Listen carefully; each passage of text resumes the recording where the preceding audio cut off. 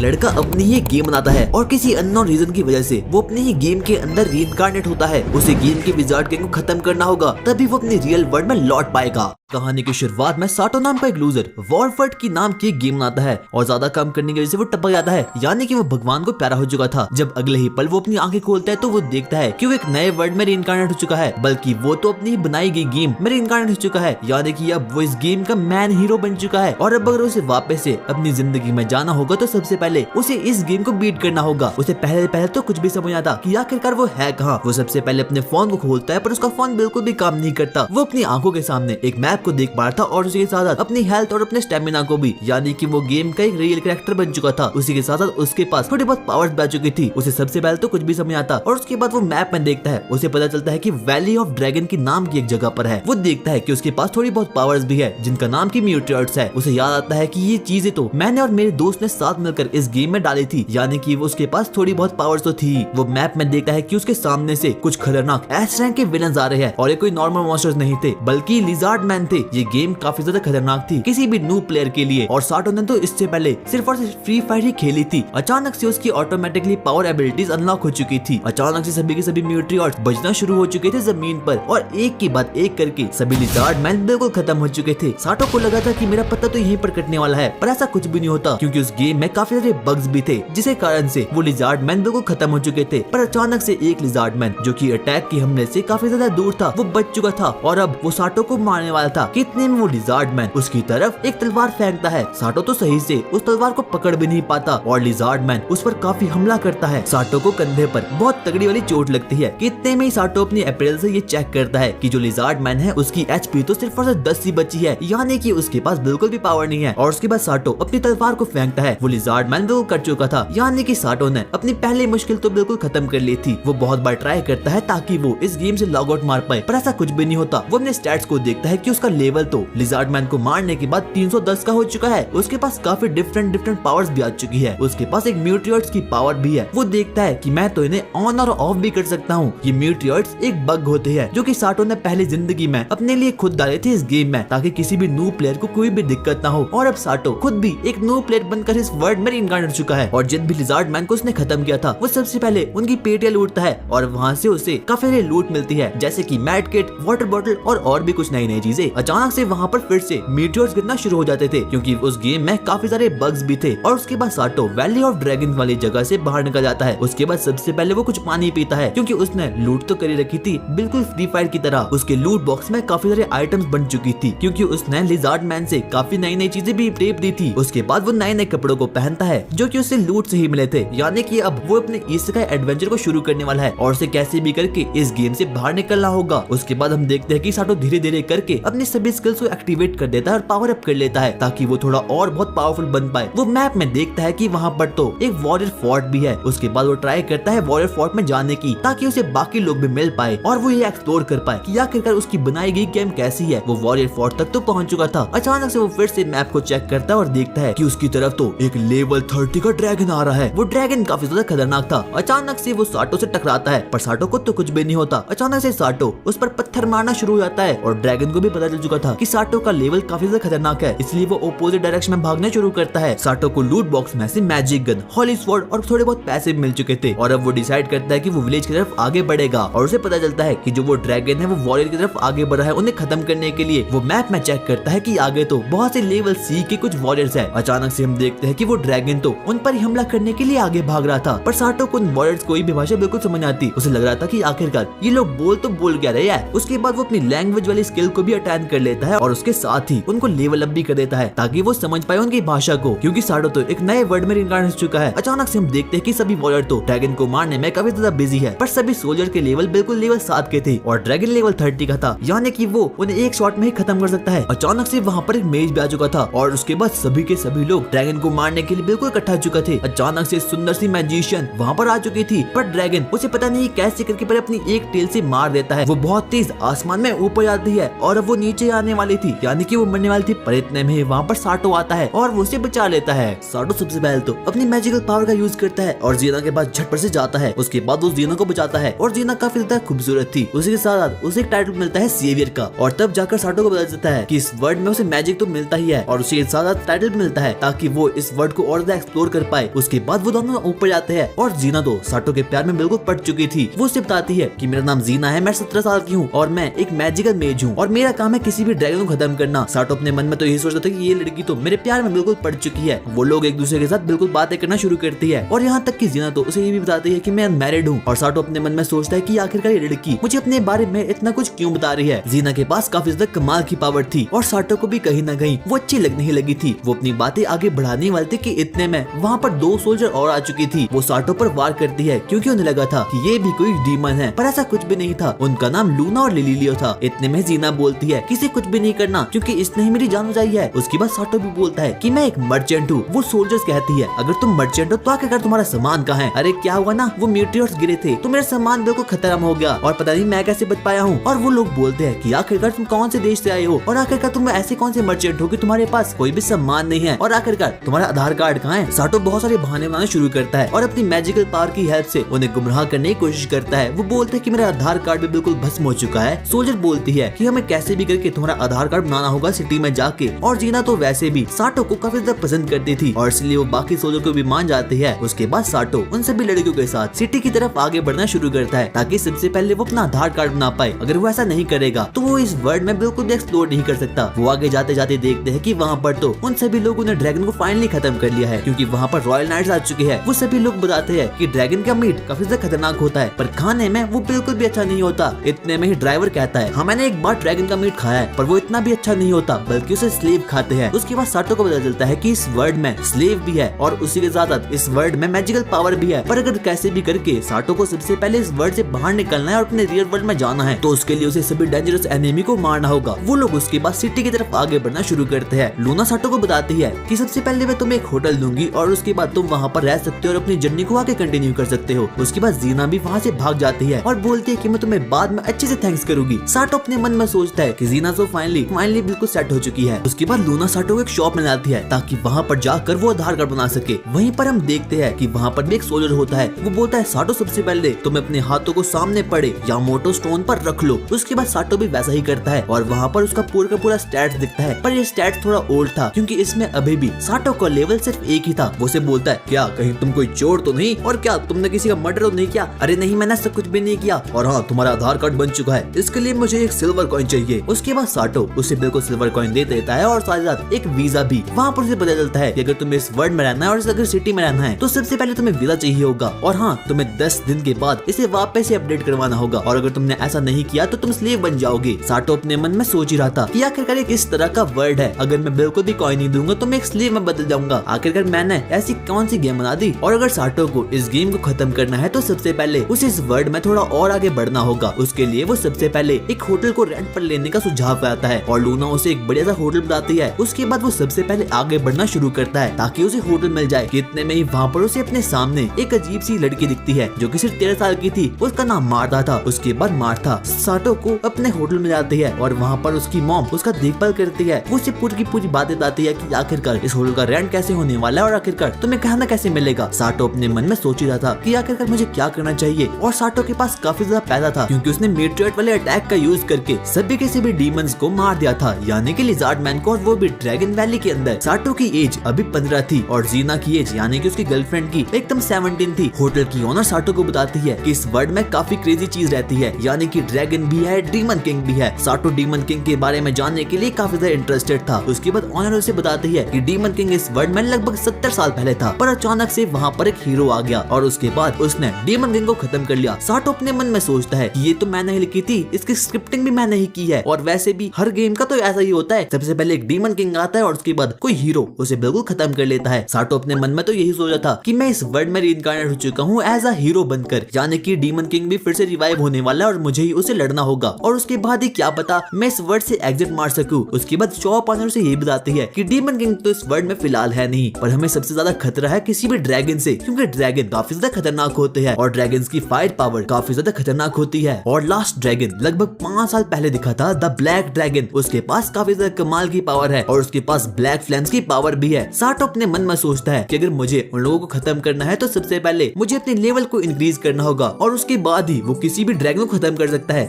उसके बाद वहाँ पर साटो थोड़ा बहुत डिनर करता है और उसे वो खाना काफी ज्यादा अच्छा लगता है। उसके बाद वहाँ पर 13 साल की मार्था आती है और साटो तो उसे भी सेट करने के चक्कर में था। भाई सुधर जा, क्या हो रहा है ये? साटो मार्था को बोलता है, क्या तुम्हें पता है कि क्या मैं यहाँ पर कपड़े कैसे ले सकता हूँ? वो उसे बताती है कि उसके आसपास कोई तो दुकानें हैं पर वो काफी ज्यादा महंगी है। अरे मेरे पास बहुत पैसा है। उसके बाद वो दोनों ही कपड़ों की दुकान लेना आगे शुरू करते हैं ताकि वहाँ पर साटो थोड़े बहुत कपड़े ले सके अपने लिए, क्योंकि उसे बिल्कुल एकदम मैजिशियन जैसा रूप धारण करना होगा ताकि वो डीमन किंग को खत्म कर पाए। वो रास्ते में चली रहती, इतने में वहाँ पर उसे कुछ डैमी ह्यूमन स्लेव मिलते हैं और उन्हें वहाँ पर उनका मास्टर काफी ज्यादा डांट रहा था। पर इतने में साटो अपनी मैजिकल पावर की हेल्प से उन्हें बिल्कुल बचा लेता है और उसके बाद वो लड़कियां उनकी शुक्रिया करती है और वहाँ से भाग जाती है। और मार्था ये देखकर बिल्कुल शॉक्ड हो चुकी थी कि आखिरकार साटो ने इन स्लेव्स की हेल्प क्यों की। पर साटो उसे समझाने की कोशिश करता है कि आखिर में जाकर ये भी ह्यूमन ही है। पर मार्था अभी भी थोड़ी बहुत घबराई हुई थी क्योंकि इस वर्ल्ड में स्लेव्स को बहुत बुरी तरीके से ट्रीट करवाते हैं। उसके बाद साटो थोड़े बहुत पैसे देकर मार्था के लिए एक गिफ्ट खरीद लेता है ताकि वो उसे सेट कर पाए। भाई क्या है साटो? वो लोग कपड़ों की दुकान जाते हैं और उसके बाद साटो अपने लिए थोड़े बहुत कपड़े भी खरीद लेता है। अचानक से फिर से साटो को अपने सामने स्लेव की गाड़ी दिखती है जहाँ पर काफी सारी स्लेव्स भी थी। अचानक से उसे एक अजीब सी लड़की दिखती है जिसका टाइटल की बहुत यूनिक था, द विच क्रेजी प्रिंसेस।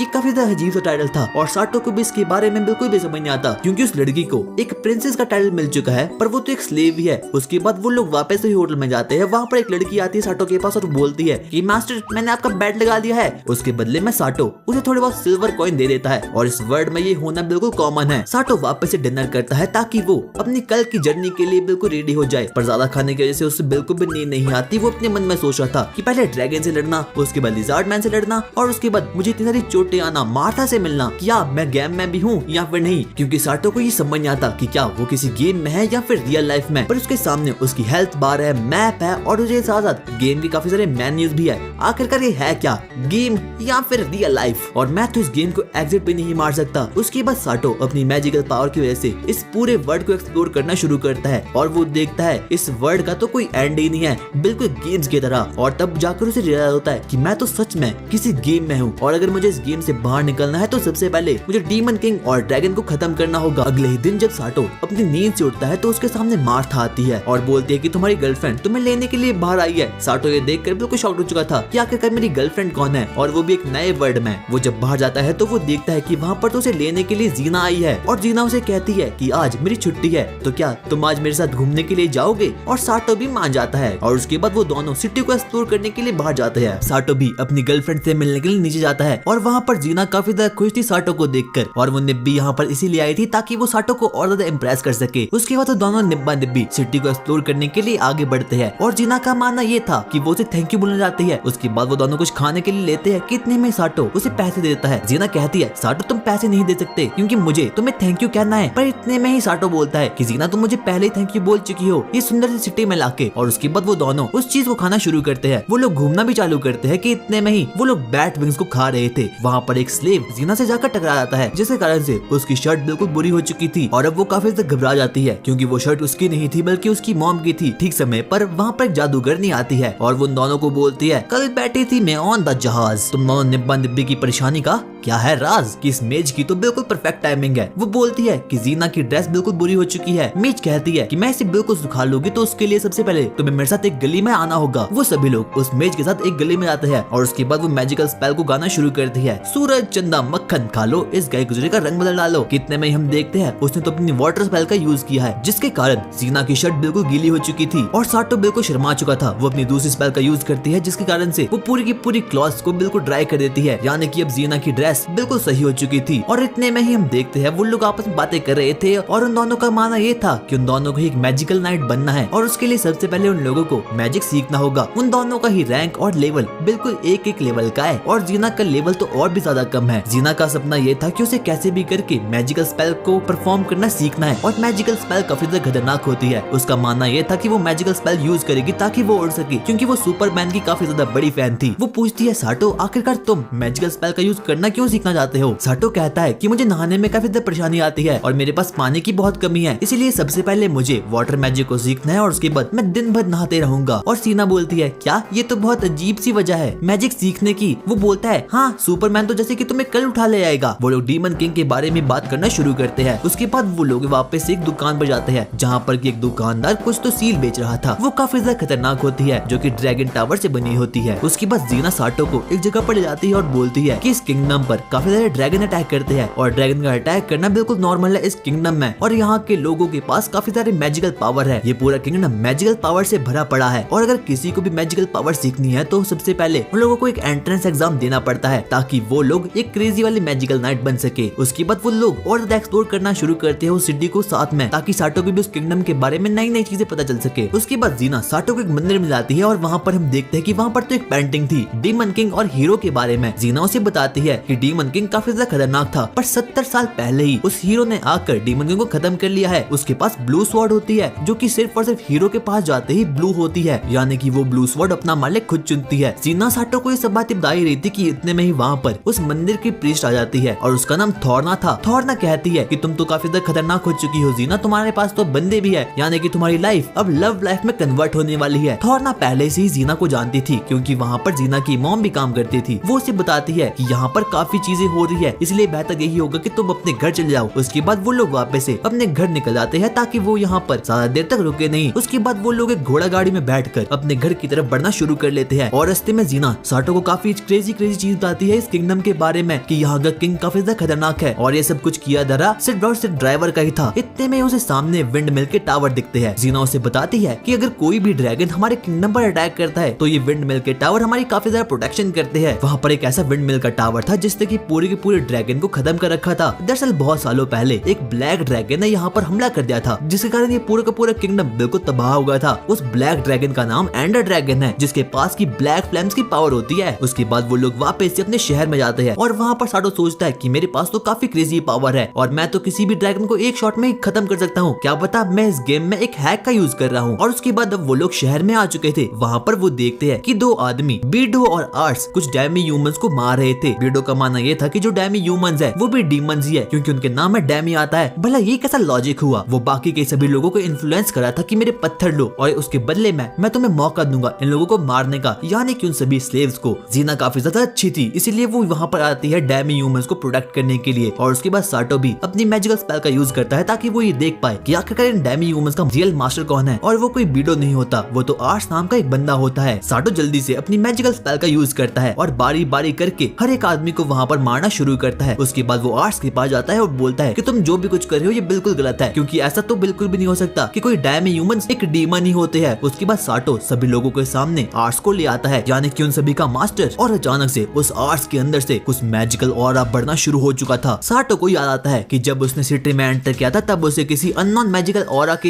होने का संभव हुआ था और वो किसी और का नहीं बल्कि आर्ट्स का ही था। और अचानक से आर्ट्स की बॉडी के अंदर से एक आई डीमन बाहर निकलता है। आई डीमन काफी ज्यादा खतरनाक था। वो बोलता है अब फाइनली मैं डीमन किंग को वापस से समन करूंगा। और ये देखकर सभी लोग बिल्कुल घबरा चुके थे क्योंकि उनके किंगडम में ही एक डीमन था और वो भी कोई और नहीं बल्कि आर्ट्स। उसके बाद साटो उन बाकी स्लेव के पास जाता है और वो बोलता है कि तुम यहाँ से जल्दी से निकल जाओ। कितने में सबसे बड़ी स्लेव बोलती है आप यहाँ से निकल जाओ क्योंकि हमारे मास्टर ने हमें कुछ भी नहीं बोला है। साटो अपने मन में सोचता है कि इन लोगों ने तो मरना ही है, चाहे ये लोग यहाँ पर रहे चाहे कहीं और, इनके पास तो बिल्कुल भी दिमाग नहीं है। वहीं दूसरी तरफ जीना कुछ सोल्जर को लेकर उस डीमन को मारने के लिए आ चुकी थी। कितने में वो डीमन अपनी मैजिकल सर्कल को एक्टिवेट कर देता है और अब बाकी के सभी लोग किसी डंजन में जाकर बिल्कुल ट्रैप हो चुके थे। आई डीमन का मानना ये था कि वो डंजन काफी ज्यादा खतरनाक है और यहाँ से कोई आदमी तभी निकल सकता है जब वो अपनी पूरी पावर का यूज करे और बाकी सभी ह्यूमंस को खत्म कर पाए। और साटो के साथ ही वो बाकी के स्लेव्स भी उस डंजन में आ चुके थे। वो सारे काफी ज्यादा घबराए हुए थे। उसके बाद साटो उस स्लेव्स को बोलता है आखिरकार तुम्हारा नाम क्या है। उसके बाद वो बारी बारी करके अपना नाम बताते हैं। हमारे मास्टर हमें बुलाते थे कुत्ता घोड़ी गधा। ये सोच कर तो साटो बिल्कुल घबरा चुका था। वो कहता है आखिरकार ऐसे कैसे हो सकता है। उसके बाद साटो उन सभी लोगों को एकदम नए नए नाम देता है, टोमो, पोची और लीजा। ये देखकर वो सभी स्लेव्स बिल्कुल खुश हो चुके थे। उसके बाद साटो उन लोगों को कुछ आइटम बॉक्स भी देता है जो कि उसने लिजार्ड मैन को हेडशॉट मार के टिपाए हुए थे। उसके बाद वो सभी लोगों को कपड़े भी देता है और वो बोलता है तुम इसे आराम से पहन सकती हो क्योंकि मैं मर जाऊंगा। ये देखकर वो स्लेव्स तो बिल्कुल घबरा चुके थे क्योंकि आज तक उनके साथ इतना अच्छा व्यवहार किसी ने भी नहीं किया। उसी के साथ साथ साटो उन्हें थोड़े बहुत अच्छा खाने के लिए भी देता है। ये देखकर तो वो लोग बिल्कुल रोने लगते हैं। उसके बाद साटो साटो अपने अप्रेजल का यूज करता है उस डंजन को देखने के लिए। वो डंजन काफी ज्यादा बड़ा था और वहाँ पर वो देखता है कि वहाँ पर तो जीना और बाकी सोल्जर्स भी है और अगर उन लोगों को यहाँ से जाना होगा तो सबसे पहले उन लोगों को यहाँ के हर एक मॉन्स्टर को मारना होगा और इस डंजन में काफी क्रेजी मॉन्स्टर भी रहते हैं। साटो अपने अप्रेजल की हेल्प से देखता है कि वहाँ पर तो काफी क्रेजी चीजें लगी है और लीजा के पास काफी खतरनाक कॉम्बैट स्किल की पावर्स भी है और उसके बदले में वो उसे एक तलवार देता है। अगर कोई भी डंजन में वहाँ पर उसे मारने के लिए आए तो लीजा उसे वहाँ पर निपटा देगी। उसके बाद वो डंजन में आगे बढ़ना शुरू करते हैं ताकि वो लोग वहाँ पर रहकर कि सभी मॉन्स्टर को पेल सके। वहाँ पर उन लोगों को एक बहुत खतरनाक मॉन्स्टर दिखता है कि इतने में साटो अपनी मैजिकल गन की हेल्प से उस मॉन्स्टर को भगवान के पास भेज देता है। इतने में लीजा उस मॉन्स्टर के पास जाती है और वहाँ से उसके ओर को फाइंड कर लेती है। उसका मानना ये था कि मॉन्स्टर ओर्स बहुत ज्यादा बिकते हैं और उसके बदले में लोगों को काफी ज्यादा पैसे भी मिलते हैं। वो अपनी जर्नी को वापस से कंटिन्यू करते हैं पर उससे पहले साटो अपनी मैजिकल गन की हेल्प से उन लोगों की चैन को बिल्कुल खोल के रख देता है क्योंकि तकरीबन 10 साल से ये लोग ऐसे ही जी रहे हैं। उसके बाद साटो लीजा को एक स्पीयर भी देता है ड्रैगन की खाल से बनाकर ताकि अगर कोई भी परेशानी आए लीजा उन्हें खत्म कर पाए। और उसके बाद वो लोग डंजन के बाहर जाने का रास्ता ढूंढना शुरू। के बाद वो डंजन को एक्सप्लोर करना जारी रखते हैं कि इतने में ही साटो टामा को कुछ पत्थर लाने के लिए कहता है ताकि उनका लेवल भी इंक्रीज होते रहे। उसके बाद वो आगे बढ़ रहे थे कि इतने में उन्हें एक बहुत बड़ा कैटरपिलर मॉन्स्टर मिलता है। साटो अपनी मैजिकल गन से उसे मार देता है और उसके बाद उसकी बाकी स्लेव्स भी उसे ठिकाने पर लगा देती है जिसकी हेल्प से उन लोगों का लेवल भी काफी ज्यादा इंक्रीज हो चुका था। साटो का मानना ये था कि उन लोगों को कैसे भी करके टामा और पोची के लेवल को काफी ज्यादा इंक्रीज करना है क्योंकि वो तो यही सोचा था आखिरकार मेरे जाने के बाद इनका क्या होने वाला है। वो लोग आगे बढ़ते हैं और वहाँ पर तो उन्हें और भी काफी सारे कैटरपिलर मॉन्स्टर मिलते हैं। उसके बाद साटो डिसाइड करता है कि मैं पोची के साथ किसी दूसरी जगह पर जाऊंगा और लीजा और टामा किसी और जगह जाएंगे। वहाँ पर तो बहुत सारे कैटरपिलर मॉन्स्टर थे और वहाँ पर साटो तो उन लोगों से अकेले ही लड़ रहा था। इतने में टामा जब कैटरपिलर मॉन्स्टर को देखती है तो वो काफी ज्यादा घबरा चुकी थी। वो वहाँ से भागना शुरू करती है कि इतने में साटो वहाँ पर आकर उसे बचा लेता है। देखो तुम्हें वहाँ से भागना नहीं चाहिए, अगर तुम ऐसा करोगी तो तुम्हारी जान भी जा सकती है। इतने में लीजा और टामा भी वहाँ पर आती है और वो बोलते कि आखिरकार दिक्कत वाली बात क्या है। वो उसे बताता है कि टामा काफी ज्यादा डर चुकी थी इसलिए वो वहाँ से भाग चुकी थी। वो लोग वापस से अपनी टीम बनाते हैं और उसके बाद डंजन को एक्सप्लोर करना शुरू करते हैं। उनके सामने वहाँ पर और भी बहुत सारे कैटरपिलर मॉन्स्टर आ चुके थे। पोची और टामा के लेवल भी काफी ज्यादा इंक्रीज हो चुके थे और साटो भी अपनी मैजिकल गन से सभी मॉन्स्टर को ठिकाने पर लगा रहा था। हम देखते हैं कि लीजा का लेवल तो काफी ज्यादा हाई हो चुका है क्योंकि उसकी पावर काफी ज्यादा बढ़ चुकी है। उसकी कॉम्बैट स्किल लेवल 5 की हो चुकी थी और अब उन लोगों का स्टेमिना काफी ज्यादा लो हो चुका है कि इतने में साटो अपनी मैजिकल आइटम से कुछ मीट खाने को देता है और उसके बाद वो तीनों ही रो रो कर मीट खाना शुरू करते हैं क्योंकि उन लोगों ने अपनी पूरी जिंदगी में आज तक मीट कभी भी नहीं खाया और जब वो लोग मीट खाते हैं तो वो लोग काफी ज्यादा स्टेमिना को महसूस करते हैं। लीजा कहती है मास्टर क्या मैं यहाँ पर कैंप लगा दूं? नहीं ऐसी कोई बात नहीं, तुम ऐसे ही सोच सकती हो। वो लोग वहाँ पर थोड़ा बहुत रेस्ट करते हैं ताकि उन लोगों का स्टेमिना बिल्कुल इंक्रीज हो जाए। और अब तो साटो ट्रैप मैजिक को भी सीख चुका था। वो थोड़े बहुत चूहो मॉन्स्टर को मारता है और हम देखते हैं कि वो बाकी स्लेव्स भी अकेले ही कुछ मॉन्स्टर को मारना शुरू करती है। उनके पास अब डिफरेंट वेपन्स भी आ चुके हैं और साटो भी ये देखकर बिल्कुल खुश हो जाता है क्योंकि वो तीनों काफी तेजी से पावर अप कर रहे थे। वो लोग एक बहुत बड़े मॉन्स्टर को मारते हैं कि तभी लीजा साटो के पास आती है और बोलती है मास्टर क्या मैं फायर लगा सकती हूँ? साटो बोलता है आखिरकार तुम्हारी जरूरत क्या है किसी भी चीज की फायर लगाने की? और तब लीजा बोलती है कि जिस मॉन्स्टर को भी हमने मारा है उसका मीट काफी ज्यादा अच्छा लगता है किसी भी पकाने के बाद और अगर हमने ऐसा नहीं किया तो काफी ज्यादा दिक्कत हो जाएगी। उसके बाद वो लोग आग जलाते हैं और उसके बाद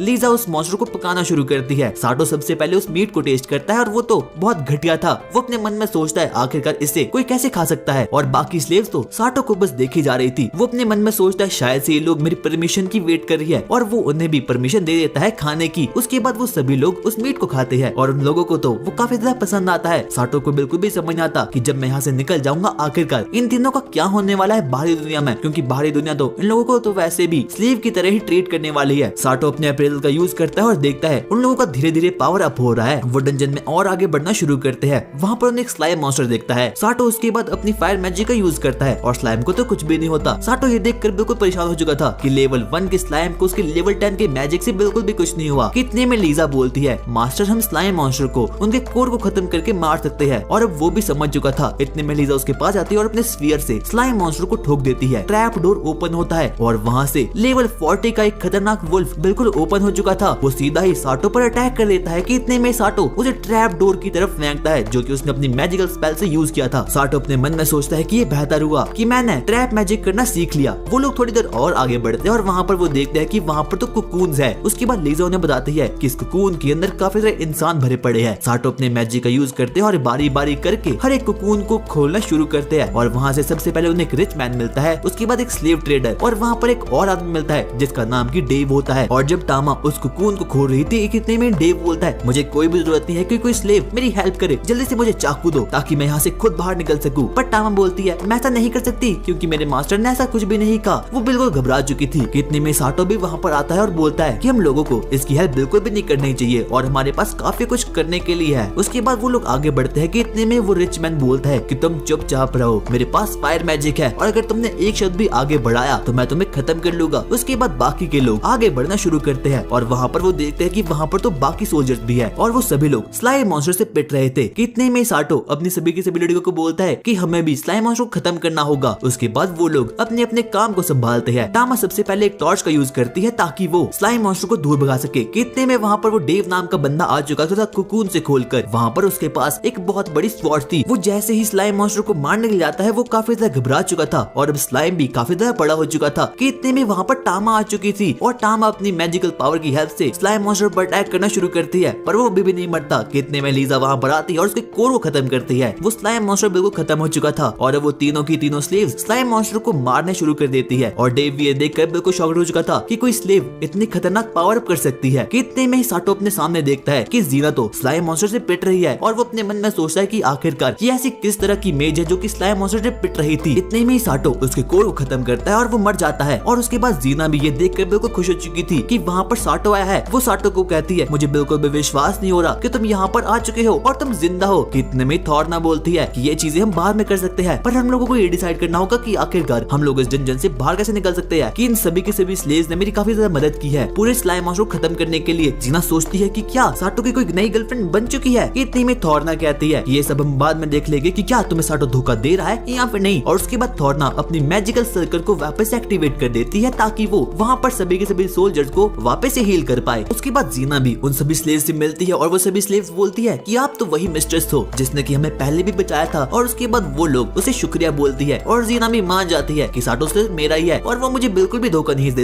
इतने में ही एक सोल्जर को एक चेस्ट मिलती है और जब वो चेस्ट को खोलता है तो उसमें से एक आई बॉल डीमन बाहर निकलता है और इसका ही ये सब कुछ करा धरा था। आई बॉल डीमन बोलता है मुझे बिल्कुल भी विश्वास नहीं होता कि यहाँ पर इतने सारे आदमी वापस से जिंदा होकर आ चुके हैं। कितने में वो रिच मैन अपने फायर मैजिक का यूज करता है और आई बॉल मॉन्स्टर पर मार डालता है। आई बॉल मॉन्स्टर बोलता है कि मुझे इंसानों के मैजिक से कुछ भी नहीं होता और तुम्हारा मैजिक बिल्कुल घटिया है। और उसके बाद आई बॉल मॉन्स्टर उन सभी पर अपने साइकिक पावर का यूज करता है जिसकी मदद से कि सभी सोल्जर्स अपने आप से बिल्कुल बाहर हो चुके थे। वो सभी स्लेव्स भी सोच रहे थे कि अब हम लोग सभी को खा सकते हैं। इससे पहले वो लोग किसी दूसरे को नुकसान करते कि इतने में साटो उन सभी को बेहोश कर लेता है और उसके बाद देखते ही देखते साटो उस पर वार करना शुरू करता है और वो भी अपने पत्थरों से। आई बॉल मॉन्स्टर को ये बिल्कुल भी विश्वास नहीं होता। Eye ball monster trap door को वापस एक्टिवेट कर लेता है जिसकी मदद से पीछे से एक बहुत बड़ा वुल्फ साटो पर अटैक करता है। उसके बाद साटो अपनी होली स्वॉर्ड को अपने हाथ में लेता है और एक ही स्लैश में उस वुल्फ को खत्म कर लेता है। वो देखता है कि होली स्वॉर्ड तो काफी ज्यादा खतरनाक है पर ये अभी भी ब्लू नहीं हुई और जब भी कोई होली स्वॉर्ड किसी हीरो के हाथ में जाती है तो वो ब्लू हो जाती है। साटो को ये रियलाइज होता है कि होली स्वॉर्ड काफी ज्यादा खतरनाक है क्योंकि उसकी वजह से उसको भी थोड़ा बहुत डैमेज पहुंचा है। उसके बाद साटो अपने मुंह पर मास्क लगाता है और वहाँ से लड़ने के लिए आ जाता है ताकि किसी दूसरे को उसकी एबिलिटीज के बारे में पता न चले। स्लेव्स कहती है कि आखिरकार हमारे मास्टर कहाँ चले गए। कितने में टामा बोलती है कि मुझे अभी भी उनकी स्मेल आ रही है तो वो होना हो यहीं पर होगे। इतने में ही साटो उस आई बॉल मॉन्स्टर पर अपने पत्थरों से अटैक करना शुरू करता है। वो मरने वाला था कि उससे पहले वो अपने मैजिकल सर्कल को एक्टिवेट कर देता है और साटो को एक प्रोटेक्शन के अंदर बिल्कुल कैद कर देता है कि मैजिकल सर्कल के अंदर से तो कोई बहुत खतरनाक वाला ऑरा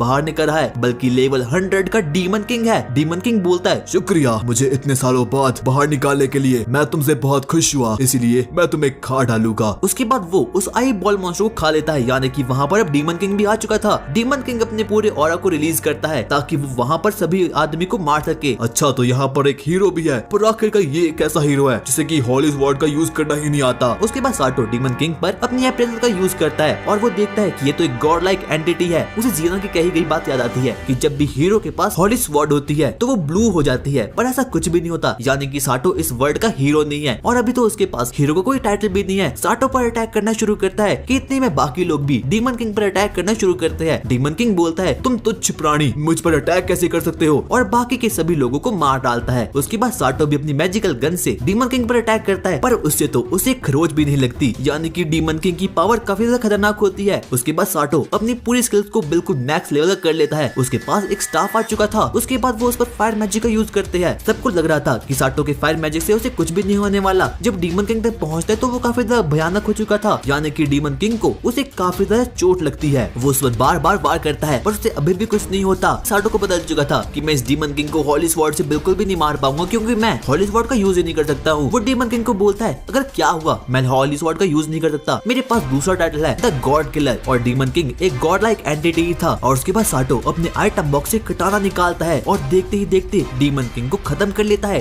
डीमन किंग कहता है और आखिर तुमने मुझे कटाना से कैसे मार दिया। और जब साटो डीमन किंग को खत्म करता है तो उसी के साथ उसे हीरो का टाइटल भी मिल चुका था। वो सभी लोग अब डंजन से बाहर निकल चुके थे और वहाँ पर एक सोल्जर साटो कहता है कि आप कोई बुला रहा है और वो कोई और नहीं बल्कि उसका स्लेव थे। और वो स्लेव्स साटो को देखकर बिल्कुल खुश हो चुके थे और साटो डिसाइड करता है कि मैं इन लोगों को लूंगा। उसके बाद साटो स्लेव ट्रेड के पास जाता है ताकि वो उन सभी लोगों को ले सके। और जीना वहाँ पर जाती है और बोलती है साटो तुम अभी तक जिंदा हो, ये तो बहुत अच्छी बात है। और जीना साटो स्लेव ट्रेडर के पास जाता है और वहाँ पर स्लेव ट्रेडर उससे बोलता है कि मेरे पास और भी स्लेव्स हैं। और वहाँ पर दो और स्लेव्स आती है, एलुलू और वही पर्पल बाल वाली लड़की। साटो ये देखकर बिल्कुल शॉक्ड हो चुका था कि ये तो वही वाली स्लेव है जिसके पास की खतरनाक टाइटल है। तो वो डिसाइड करता है कि वो उन दोनों को ही लेने वाला है। साटो सामा आप कैसे हो? और इस सुनकर साटो बिल्कुल परेशान हो चुका था कि वो तो जापानीज है। साटो उन दोनों के कान के पीछे कुछ बोलता है, एलुलू तो कुछ भी रिएक्ट नहीं करती। पर जब वो पिंक हेयर लड़की के पास बोलता है तो वो काफी ज्यादा घबरा जाती है और बोलती है क्या स्पाइडर मेरे बालों पर कहाँ है? और इससे साटो को उस लड़की पर काफी ज्यादा शक हो चुका था। दरअसल साटो ने एरिसा के कान में जापानीज में बोला था कि तुम्हारे सर के ऊपर एक बहुत बड़ा स्पाइडर है और उसे पता था कि जापानीज लड़कियों को बिल्कुल भी स्पाइडर पसंद नहीं होते हैं। यानी कि अब साटो का शक यकीन में बदल चुका है। उसका शक ये था कि हो ना हो जरूर वो भी एक जापानीज है और वो इस वर्ल्ड में रीइंकार्नेट हुई है, इसलिए वो देखना चाहता है कि क्या ऐसा सच में है या फिर नहीं। उसके बाद वो लोग आपस में मिलते हैं, लुल्लू, एरिसा, टामा और पोची भी आपस में मिलना शुरू करते हैं। उसके बाद वो सभी लोग अपने आप को एक दूसरे से इंट्रोड्यूस करवाते हैं। और जब एरिसा उन डेमी ह्यूमंस को देखती है तो वो बोलती है वाओ ये तो काफी ज्यादा क्यूट है। और ये देखकर साटो बिल्कुल खुश हो चुका था कि एरिसा को इन डेमी ह्यूमन से बिल्कुल भी कोई दिक्कत नहीं है। उसके बाद वो लोग आगे जाते हैं ताकि वो लोग अपनी सिटी में रह सके और रात का समय बिता पाए। और अब साटो को पता चल चुका था कि जो एरिसा है वो जापानीज है और क्या पता वो भी इस वर्ल्ड में रीइंकार्नेट हुई है, पर आखिरकार कैसे वो सबके सामने उससे इन चीजों को बिल्कुल भी बता नहीं सकता। वो लोग वापस से अपने घर जाने के लिए निकल चुके थे कि इतने में साटो उन लोगों से पूछता है कि आखिरकार तुम लोग क्या खाने वाले हो। और उन स्लेव्स के तो नखरे ही काफी ज्यादा थे। सबका मानना ये था कि उन लोगों को आज मीट खाना चाहिए क्योंकि उन लोगों ने लगभग 100 साल के बाद अपनी जिंदगी में पहली बार मीट खाया है। और लुल्लू और एरिसा भी इस चीज को मान जाते हैं। एरिसा साटो से बोलती है देखो मास्टर अब मैं आपकी गुलाम हूँ तो अब आपको मेरी देखभाल बहुत अच्छे से करनी होगी। ये देखकर तो बाकी सभी लोग बिल्कुल खुश हो चुके थे। उसके बाद वो सभी लोग डिनर करने के लिए बाहर जाते हैं। साटो उन लोगों से पूछता है कि आखिरकार तुम लोगों ने आज तक खाया क्या है। उसके बाद वो सभी स्लेव्स आपस में बोलना शुरू करते हैं कि हमने तो कुछ भी नहीं खाया और हमें अक्सर सूखी ब्रेड ही खाने के लिए मिलती थी और यहाँ तक कि जब हमें भूख लगती थी और हमारे मास्टर हमें कुछ भी खाने के लिए नहीं देते तब तो हम पेड़ पौधे भी खा लेते थे। साटो को उन लोगों के लिए काफी बुरा लगता है। उसके बाद वो एक बहुत ही बड़े रेस्टोरेंट में जाता है और वहाँ पर उनकी बहुत तगड़ी सी पार्टी करवाता है। साटो ये देखकर बिल्कुल खुश हो चुका था कि वो सभी स्लेव्स बहुत चाव से खा रही है। उन लोगों को तो पहली बार इतना अच्छा खाना नसीब हुआ था और ये सब कुछ साटो के देखभाल की वजह से हुआ है। साटो ये नोटिस करता है कि जो भी वो स्लेव्स है उन्होंने बिल्कुल भी अच्छे कपड़े नहीं पहने हैं और अब वो जब उसकी गुलाम है तो वो उनके लिए भी बहुत बढ़िया बढ़िया कपड़े ले आएगा। उसके बाद वो बाहर जाता है ताकि वो उनके लिए कपड़े ले सके। वहाँ पर वो कपड़े लेकर आने वाला था कि इतने में वहाँ पर उसे डेमी ह्यूमन स्लेव्स मिलते हैं और वो उनकी देखभाल भी करता है। वो वापस जाता है अपने रेस्टोरेंट में और वहाँ पर सभी स्लेव्स को एकदम नए नए कपड़े देता है जिसकी वजह से अब उनकी मैजिकल पावर्स भी काफी ज्यादा क्रेजी हो चुकी थी। उनके पास मैजिकल पावर्स भी काफी सारे आ चुकी थी और अब वो लोग वापस से होटल में रुकने के लिए जाते हैं। वहाँ पर मार्था और शॉप ऑनर उन लोगों का वेट कर रही थी और वो बोलती है कि हमें पता है कि तुमने आज डीमन किंग को हराया है और ये बात पूरी सिटी में फैल चुकी है। साटो तुम तो काफी ज्यादा कमाल के हो। और साटो के किस्से सभी लोगों को पता चल चुके थे। कितने में साटो बोलता है कि मेरे साथ आज बहुत लोग रहने वाले हैं तो क्या तुम्हारे पास कोई रूम है जिससे मैं रेंट पे ले सकूं। पर इतने में वहाँ पर बाकी लोग डेमी ह्यूमंस को बहुत घूर घूर कर देख रहे थे। इतने में वहाँ पर एरिसा आती है और अपने साइकिक मैजिक का यूज करती है और बोलती है कि आपके घूरने की वजह से हमें काफी ज्यादा तकलीफ हो रही है। और एरिसा के पास तो काफी ज्यादा मैजिकल पावर्स होती है। किसी लोग को भी समझ नहीं आता कि आखिर इसने बोला क्या और सभी लोग उसके साइकिक पावर की वजह से मान जाते हैं। उसके बाद वो लोग वापस से होटल में जाना शुरू करते हैं पर उन लोगों के पास तो कोई भी कमरा नहीं होता। इसलिए साटो सोचता है कि वो लोग वहाँ पर एस्टेबल में रुकने वाले हैं। वो अपनी स्लेव्स को एस्टेबल में रुकवाता है और लीजा को कहता है अगर कोई भी दिक्कत हो तो ये लो तुम मैजिक का यूज कर सकती हो और मुझे बुला सकती हो। उसके बाद साटो वापस से अपने रूम में जाता है। वहाँ पर लुल्लू और एरिसा भी थे और उसके बाद लुल्लू साटो की हेल्प करने के लिए वहाँ पर जाती है कि इतने में वो टकरा चुकी थी। साटो पूछता है क्या तुम ठीक हो या फिर नहीं। और ये देख कर लुल्लू को काफी ज्यादा अच्छा लगता है क्योंकि बहुत सालों बाद उसे किसी लड़के ने इतनी अच्छे से जो बात की थी और जो भी उनका पुराना मास्टर था वो ने हमेशा डांटता ही रहता था कि इतने में ही वो लोग अपने कपड़े खोलते हैं और बोलते हैं मास्टर क्या आपको चाहिए। वो लोग डाटा ट्रांसफर करने के लिए बिल्कुल रेडी हो चुके थे और बोलते हैं कि क्या आप हमारी सर्विस लेंगे या फिर नहीं। कि इतने में साटो बोलता है कि इस बात की कोई भी जरूरत नहीं है, तुम जाकर बिल्कुल बिल्कुल सो जाओ। और एरिसा और लुल्लू भी ये देख कर बिल्कुल शॉक्ड हो चुके थे। उनका पुराना मास्टर होता है, उनको हमेशा ही सर्विस देते हैं। इतने में साटो बोलता है कि तुम ये काम आज से पहले करते होगे, पर अब तुम्हें ये काम करने की कोई भी जरूरत नहीं है। और अब उन लोगों को अपना नया मास्टर यानी कि साटो काफी ज्यादा पसंद भी आता है। इतने में हम देखते हैं कि जब रात के समय साटो आराम से घोड़े बेचकर सो रहा था तो उसे एक बहुत ही अजीब सा फील होता है। वो देखता है कि उसने मैजिकल पावर को एक्वायर कर दिया और वो भी साइकिक वाली। और साइकिक वाली पावर एरिसा के पास होती है। वो अपनी आंखों को खोलता है और देखता है कि उसकी बॉडी तो उसके कंट्रोल में नहीं है और उसके सामने एरिसा है। भाई क्या हो रहा है ये? कितने में एरिसा डाटा ट्रांसफर करने के लिए बिल्कुल रेडी हो चुकी थी और साटो को बिल्कुल भी समझ आता कि आखिरकार उसके साथ ये हो क्या रहा है। उसकी बॉडी पर उसका कोई भी कंट्रोल नहीं होता कि इतने में साटो उसके पास आता है और एरिसा को बोलता है कि जो कोई भी तुम मैजिकल पावर यूज कर रही हो वो अभी के अभी बंद कर लो और ये मेरा ऑर्डर है। एरिसा की पावर से बच चुका था और अब साटो काफी ज्यादा गुस्से में आता है और वो एरिसा से पूछता है कि आखिरकार तुम अभी कर क्या रही थी। कितने में एरिसा कहती है कि मुझे डाटा ट्रांसफर करना है और इसीलिए मैंने साइकिक पावर का यूज किया है। और साटो को ये बात बिल्कुल भी समझ नहीं आती। कितनी में एरिसा बोलती है कि जब भी मैंने आपको पहली नजर में देखा तो मुझे आपसे काफी ज्यादा प्यार हो चुका था। काले बाल, सॉफ्ट स्किन और सबकी देखभाल करने वाला ऐसे आदमी को तो मैं अपना हस्बैंड बनाने चाहूंगी, पर आप मेरे मास्टर बन चुके हो। और हाँ ये भी ठीक है, पर हाँ मुझे डाटा ट्रांसफर करना था इसीलिए मैंने ऐसा किया। पर साटो कहता है कि देखो मुझे पता है कि तुम भी जापानीज हो और क्या तुम मुझे सच सच बता सकती हो कि आखिरकार तुम इस वर्ल्ड में आई कैसे। उसके बाद एरिसा कहती है कि मैं भी इस वर्ल्ड में रीइंकार्नेट हुई हूँ। जब आप रीइंकार्नेट होते हैं तो आप इस वर्ल्ड में एक बेबी के रूप में आते हो। उसके बाद वो बेबी के रूप में आई और उसके बाद वो एक प्रिंसेस थी और वो भी स्पेड किंगडम की। पर अचानक से स्पेड किंगडम बिल्कुल तबाह हो चुका था। वहाँ पर डीमन किंग की आर्मी ने हमला कर दिया था जिसके कारण उसे अपने किंगडम से भागना पड़ा। उसके बाद वो स्लेव ट्रेडर से मिली और एक स्लेव बन गई। उसके बाद वो साटो से भी पूछती है कि आखिरकार तुम यहाँ पर ट्रांसफर हुए हो या फिर रीइंकार्नेट हुए हो। साटो कहता है आखिरकार इन दोनों में ही डिफरेंस क्या है। वो बोलती है कि जब तुम यहाँ पर ट्रांसफर होते हो तो तुम सेम वैसे ही रहते हो जैसे कि तुम अपने पिछली दुनिया में थे, पर जब तुम रीइंकार्नेट होते हो तब तुम एक बेबी के रूप में पैदा होते हो। पर साटो कहता है मैंने ऐसा कुछ भी नहीं किया। साटो एरिसा से कहता है कि मैं बिल्कुल भी दुष्ट इंसान नहीं हूँ, तो तुम्हें आराम से सो जाना चाहिए। और अब साटो का एरिसा मिल चुकी है और उन दोनों को ही इस वर्ल्ड से बाहर निकलना है यानी कि इस गेम से, और वो लोग अपनी जर्नी को साथ में कंटिन्यू करने वाले हैं। उसके बाद वो लोग सो जाते हैं और जब अगली ही सुबह वहाँ पर जीना आती है तो वो देखती है कि साटो तो घोड़े बेचकर सोया है और उसके बेड के साइड में ही लुल्लू और एरिसा खड़ी है। और जीना ये देखकर बिल्कुल घबरा चुकी थी। वो बोलती है साटो मुझे तुमसे ये बिल्कुल भी उम्मीदें नहीं थी और वहाँ से रो के भाग जाती है। साटो को बिल्कुल भी समझ आता कि आखिरकार यहाँ पर हुआ क्या है। कितने में वो सोचता है मैं अपनी गर्लफ्रेंड को अपने हाथों से खो नहीं सकता। वो जोरदार जंप मारता है और बाहर जाता है। उसके बाद वो जीना को पूरी बात पाता है और कहता है कि जैसा तुम सोच रही हो वैसा कुछ भी नहीं है। एरिसा ने सब कुछ जानबूझकर किया है। वो थोड़ी बहुत उसकी तारीफ भी कर लेता है और बोलता है मैं तो दूध का धुला हुआ हूँ और मैं कोई भी दुष्ट प्राणी नहीं हूँ, इसीलिए मैंने ऐसा कुछ भी नहीं किया। और उसके बाद जीना भी उसकी बातों को मान जाती है और फिर से नॉर्मल हो चुकी थी। और साटो भी ये देखकर बिल्कुल खुश हो चुका था कि मेरी स्लेव की वजह से फाइनली मेरी गर्लफ्रेंड मेरे हाथों से तो नहीं गई। उसे पता चलता है कि एरिसा का पास तो काफी ज्यादा खतरनाक था। लुल्लू भी स्पेड किंगडम की ही निवासी थी और ना जाने कैसे वो दोनों स्पेड किंगडम से भाग गए थे जब डीमन किंग ने वहाँ पर हमला भी किया था। उसके बाद साटो अपने सभी स्लेव्स को वहाँ पर बुलाता है और सभी स्लेव्स को काफी ज्यादा पैसे देता है और बोलता है कि जो कुछ भी तुम्हें चाहिए तुम यहाँ से ले सकती हो, और उसके बाद उन्हें पैसे दे देता है। जीना ये देखकर बहुत खुश होती है और बोलती है कि ये सभी लड़कियां तो तुम्हारे साथ रहकर काफी ज्यादा खुश है। और साटो को तो प्यार की भाषा बिल्कुल भी कोई समझ नहीं आती।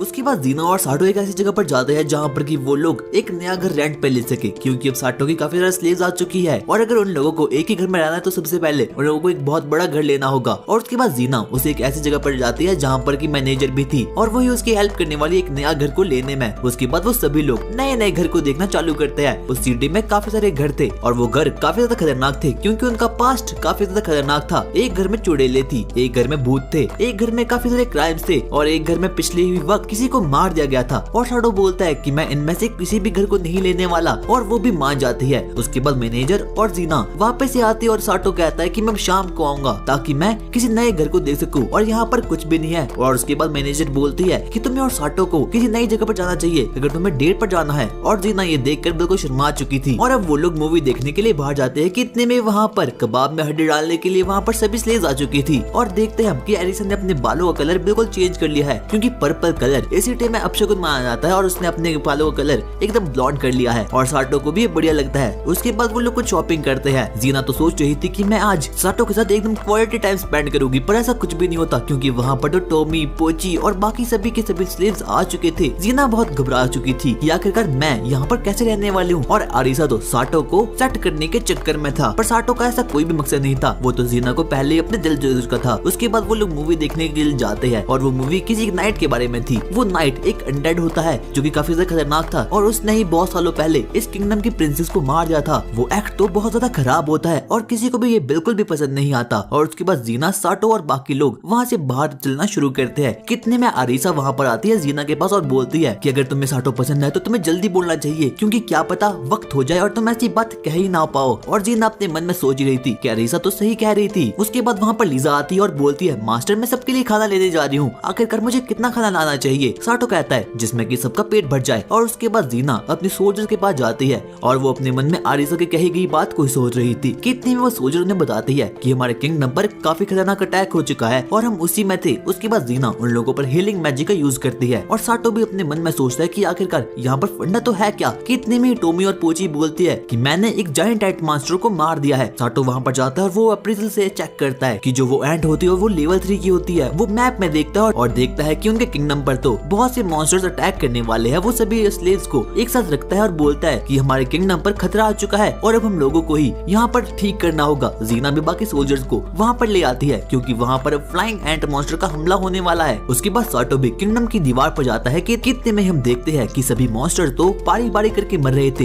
ये सब कुछ कमाल आरिसा के मैजिकल बैरियर को प्रोटेक्ट करने का था और आरिसा ने अपनी साइकिक पावर की हेल्प से एक बैरियर को क्रिएट कर दिया था पूरे के पूरे विलेज के अंदर, जिसकी वजह से ये सभी की सभी चीजें मर रही थी। कितने में हम देखते हैं वो गेट बंद होने वाला था कि इतने में एक एंट वहाँ पर आ जाती है और वो गेट को खुला कर देती है और बाकी के सभी एंट्स भी वहाँ पर आ चुकी थी। किसी को भी कुछ समझ नहीं आता कि आखिरकार ये हो क्या रहा है और साटो को बता चुका था कि हो ना हो ये जरूर काम डीमन किंग का है, यानी कि डीमन किंग एक बार फिर से रिवाइव हो चुका है। उसके बाद साटो वापस से जाता है ताकि वो बाकी के सभी एंट्स को खत्म कर सके। वो एक घर में जाता है जहाँ पर की एक मिस्ट्रेस और वही रेंट वाली लेडी बिल्कुल फंसी थी। साटो सोचता है कि आखिरकार मैं इसे प्रोटेक्ट कैसे करूँ कि इतने में वहाँ पर एक एल्फ आ चुकी थी। उस एल्फ के पास विंड स्पिरिट थी जो कि काफी ज्यादा खतरनाक होती है और वही इस पूरी की पूरी चीज की मालकिन भी थी। उसका लेवल काफी ज्यादा खतरनाक था और उसी के साथ साथ ही उसकी पावर अप्स भी काफी ज्यादा खतरनाक थी। हम देखते हैं कि बाकी सभी सोल्जर्स ने उन जायंट एंट्स मॉन्स्टर को खत्म कर लिया है और ये सब कुछ किया धरा एक विजार्ड का है और वो विजार्ड काफी ज्यादा खतरनाक है। और उसके बाद साटो फिर से एक नई जगह जाता है ताकि वो रेंट की पता कर सके, पर उसे ऐसा कुछ भी नहीं मिलता।